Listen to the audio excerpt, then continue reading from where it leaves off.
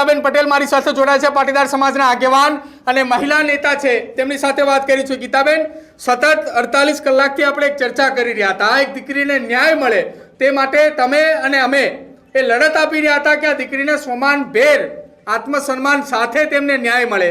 હવે જામીન મળી ચૂક્યા છે 15,000ના બોન્ડ સાથે, અને સાથે હવે સ્વમાન આપવાની પણ જ્યારે વાત આવી છે ત્યારે અમરેલી જિલ્લાના જ નેતાઓ ધીરે ધીરે આગળ આવી રહ્યા છે। બિલકુલ, હું આ તકે આપનો પણ આભાર માનું છું કે દીકરીને કદાચ જેલ મુક્ત કરવામાં તમારા બધાનો પણ સિંહ ફાળો રહ્યો છે। સાથે સાથે સમાજના આગેવાનોએ કાલના દિવસમાં મીટિંગ કરી અને જે ઘટનાક્રમ છેલ્લા 5 દિવસથી રચાઈ રહ્યો હતો એ દીકરીને 12 વાગ્યાથી ધરપકડ થી લઈ અને સરઘસ સુધી અને આખરે એને 5 દિવસના સંઘર્ષ બાદ આજે એને જેલ મુક્તિ મળી છે। મન મુક્તિ નથી મળી, એને જેલ મુક્તિ મળી છે, ન્યાય નથી મળ્યો હજી।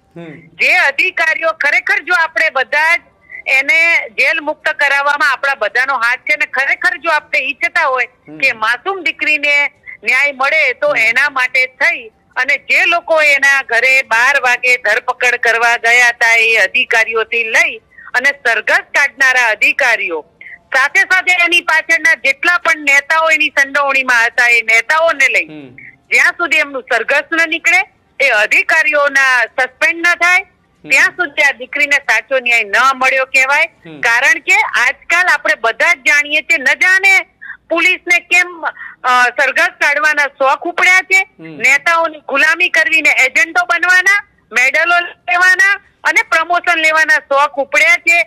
એની લાઈમાં ખરેખર એ કાયદાનું ભાન ભૂલી ગયા છે।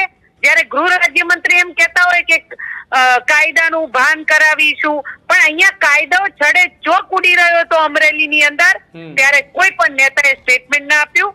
ખરેખર ખૂબ આપણા બધા જ માટે ગુજરાતમાં કલંકરૂપ દાખલો બેઠો છે। પણ આખરે આપણે બધા આટલા 5 દિવસથી લડતા હતા અને આપના માધ્યમથી પણ આપણે ઘણી બધી રજૂઆતો કરી અને દીકરી આજે જેલ મુક્ત થઈ છે, ખુશીની વાત છે। પણ એની માનસિક સ્થિતિ અત્યારે શું હશે તો ભગવાન જાણે। પણ આ જેલ મુક્તિ થાય અને ખરા અર્થમાં એ લોકોનો જો વરઘોડો ત્યાં અમરેલીની અંદર નીકળે ને તો એ દીકરીને સાચો ન્યાય મળ્યો કહેવાય। ગીતાબેન, અત્યારે અમરેલી જિલ્લાના પાટીદાર સમાજના નેતાઓ અને આગેવાનો છે તેમના દ્વારા એ સર્વાનુમતે એવું પણ નક્કી કરવામાં આવ્યું છે કે દીકરીનું આત્મસન્માન જળવાય, દીકરી એ ખુદ પોતાના પગ પર ઊભી રહે તે માટે એને કાયમી નોકરી માટેની પણ હવે વાત કરવામાં આવી છે। દિલીપ સંઘાણી દ્વારા આ પ્રકારની વાત કરવામાં આવી છે અને પાટીદાર સમાજના આગેવાનોને રજૂઆત પણ કરી છે કે જો દીકરી નોકરી કરવા ઈચ્છતી હોય તો અમરેલી જિલ્લાની મધ્યસ્થ બેંકની અંદર તેને કાયમી નોકરી પણ મળી શકે છે।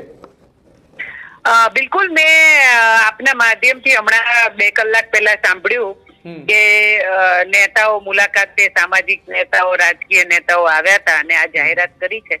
ખૂબ સારી વાત છે, દીકરી પ્રત્યે આટલી સંવેદના બતાવી, પણ એ સંવેદના બતાવતા ઘણું મોડું થઈ ગયું અને દીકરી પગભર થાય ને એને નોકરી મળે, ખૂબ સારી વાત છે, એમાં કઈ ખોટું નથી। પણ એના સ્વમાનનું શું?